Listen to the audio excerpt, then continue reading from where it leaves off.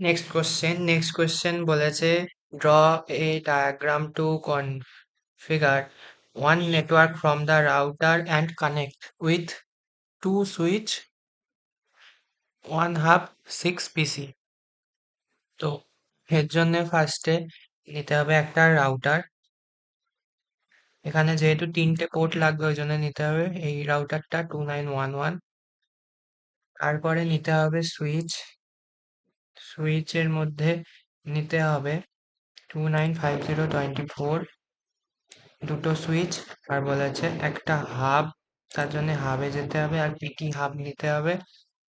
তারপরে নিতে হবে 6টা পিসি, তার জন্যে পিসি নিতে হবে একটা, দুটো, তিনটে, চারটে, পাঁচটা, ছটা। 6টা পিসি হয়ে গেল। এবার এদের মধ্যে কানেকশন করতে হবে কপার ওয়্যার।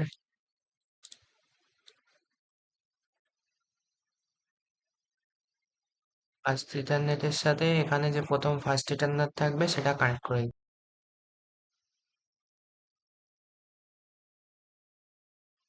হয়ে গেল কানেকশন। এবার সুইচের সাথে রাউটারের কানেকশন করতে হবে। তার জন্য সুইচ, রাউটার। নর্মাল রাউটারে তিনটে পোর্ট থাকবে না, এতে যেমন তিনটে পোর্ট আছে।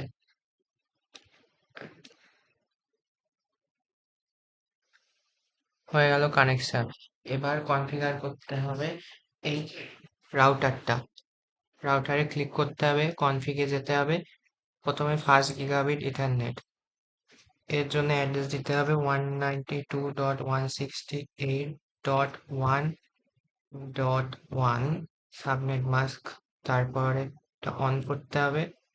তারপরে সেকেন্ড পোর্ট 192.168.1.2 অন,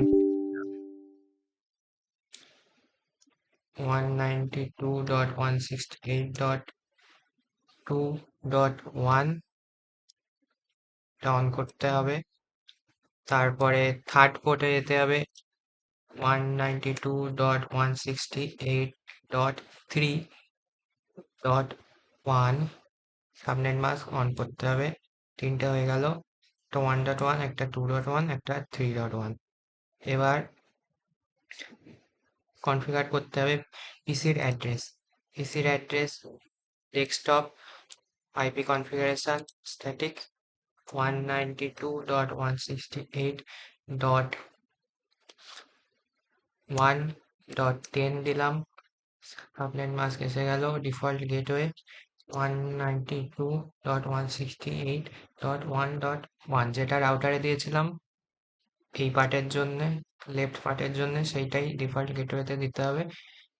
তারপর সেকেন্ড পিসি কনফিগ ডেস্কটপ আইপি অ্যাড্রেস, এর মধ্যে 192.168.1.11 দিলাম।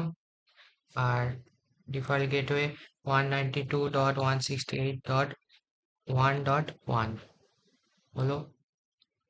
এবার সেকেন্ড পার্টে মাঝখানের মিডিল এর জন্য এখানে ডেস্কটপ আইপি অ্যাড্রেস দিতে হবে 192.168 ডট, এটা দিলাম, এটা দিয়েছি 2 দিয়ে, আলাদা নেটওয়ার্ক তাই 2.10। আর ডিফল্ট গেটওয়ে 192.168.2.1। এখানে 2 কারণ এই মাঝখানের পার্টটা এখানে অ্যাড্রেস দিয়েছিলাম 2.1, ওই জন্য এইটাতেও 2.1 হলো। আর থার্ডটায় আইপি অ্যাড্রেস 192.168.2.11 দিলাম, এই পিসির অ্যাড্রেস। আর এখানে ডিফল্ট গেটওয়ে 192.168.1.2.1 হলো। তারপরে এবার এটার জন্যে ডেস্কটপ আইপি অ্যাড্রেস এটাই দিতে হবে 192.168 ডট, এটা 3, রাইট সাইডে যে কটা আছে সব কটার জন্য 3। তো আর 192.168.3.10 আর ডিফল্ট গেটওয়ে হবে 192.168.3.1 আর এটাতেও সেম কেস হবে 192.168.3.11 আর ডিফল্ট গেটওয়ে 192.168.3.1 হলো সবকটা কম্পিউটার। এবার দেখতে হবে এই পিসির থেকে এই পিসি অ্যাক্সেস হয় কিনা।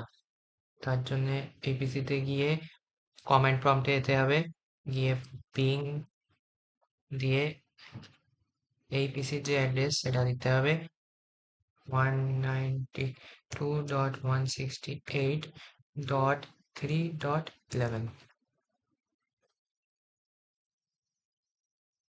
তো এই পিসি থেকে এই পিসি অ্যাক্সেস হয়েছে, এটা হলো শেষ।